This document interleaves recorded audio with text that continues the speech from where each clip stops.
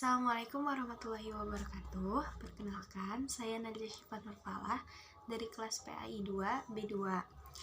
Di sini saya akan menyampaikan materi yang telah saya buat di dalam makalah beberapa minggu ke belakang yang telah ditugaskan oleh Bapak Dr. Haji Rusmadi MMPD.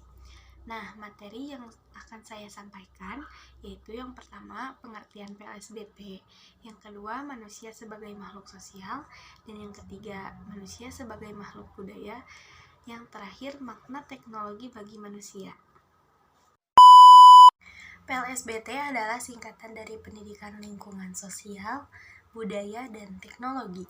PLSBT merupakan suatu kajian terhadap masalah-masalah lingkungan, sosial, budaya, dan teknologi secara saintifik, komprehensif, general, integral dalam perspektif pendidikan untuk dijadikan alternatif pemecahannya.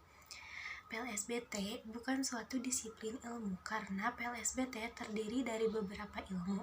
PLSBT merupakan sebuah pengetahuan, bukan disiplin ilmu tertentu, pengetahuan yang bersifat umum, sedangkan ilmu bersifat khusus. Yang kedua, manusia sebagai makhluk hidup dan makhluk sosial. Materi yang kedua ada manusia sebagai makhluk hidup dan makhluk sosial. Manusia dikatakan makhluk sosial, yaitu makhluk yang di dalam hidupnya tidak bisa melepaskan diri dari pengaruh manusia lain.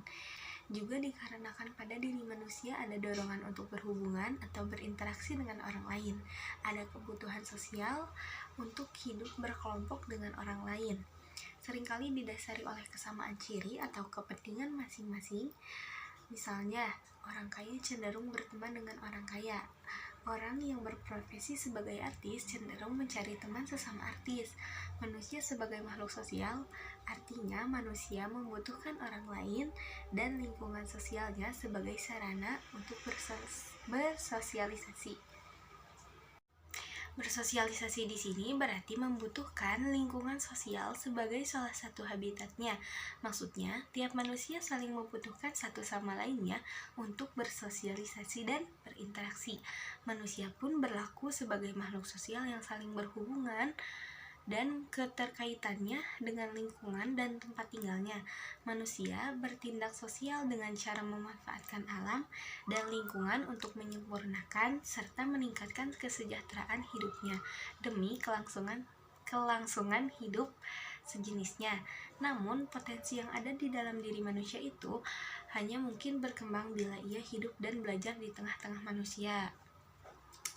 Untuk bisa berjalan saja, manusia harus belajar dari manusia lainnya. Nah, dapat disimpulkan bahwa manusia dikatakan sebagai makhluk sosial dengan beberapa alasan, yaitu yang pertama ada dorongan untuk berinteraksi, yang kedua, manusia tunduk pada aturan norma sosial, yang ketiga, manusia memiliki kebutuhan untuk berinteraksi dengan satu sama lain, yang keempat, potensi manusia akan benar-benar berkembang apabila ia hidup di tengah-tengah manusia. Materi yang ketiga ada manusia sebagai makhluk budaya. Manusia memiliki keterkaitan yang erat dengan budaya. Manusia dikenal juga sebagai makhluk budaya. Hal ini dikarenakan pola hubungan antar keduanya yang tidak bisa dipisahkan. Manusia merupakan pencipta kebudayaan karena manusia dianugerahi oleh Tuhan kemampuan akal dan usaha atau budi dan daya. Dengan berbekal pada kedua anugerah itulah manusia mampu menciptakan serta mengembangkan kebudayaannya. Materi yang keempat, makna teknologi bagi manusia. Nah, pasti banyak yang bertanya, apa sih makna teknologi bagi manusia itu sendiri? Di sini, manusia dan teknologi adalah dua kata yang tidak bisa dipisahkan. Pada era modern saat ini, kita tahu bahwa perkembangan teknologi yang sangat pesat saat ini seakan-akan memudahkan dan memanjakan manusia dalam menjalankan aktivitas kehidupannya. Hubungan manusia dan teknologi ini bisa ditemui di setiap aktivitas yang kita lakukan. Manusia tak akan pernah lepas dari sebuah teknologi, sehingga teknologi saat ini merupakan bagian dari kebutuhan pokok yang harus wajib dirasakan dan dinikmati manfaatnya. Selain kebutuhan pokok seperti pangan, sandang dan papan. Nah, Jadi teknologi ini penting bagi manusia, apalagi pada zaman sekarang teknologi semakin canggih.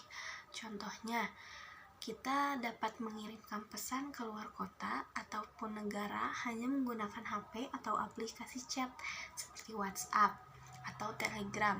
Kita dapat memesan barang atau makanan hanya menggunakan HP yang di dalamnya ada aplikasi yang canggih. Contohnya kayak Shopee. Dan adapun untuk memesan tiket juga, tiket kereta, tiket pesawat, dan lain-lain.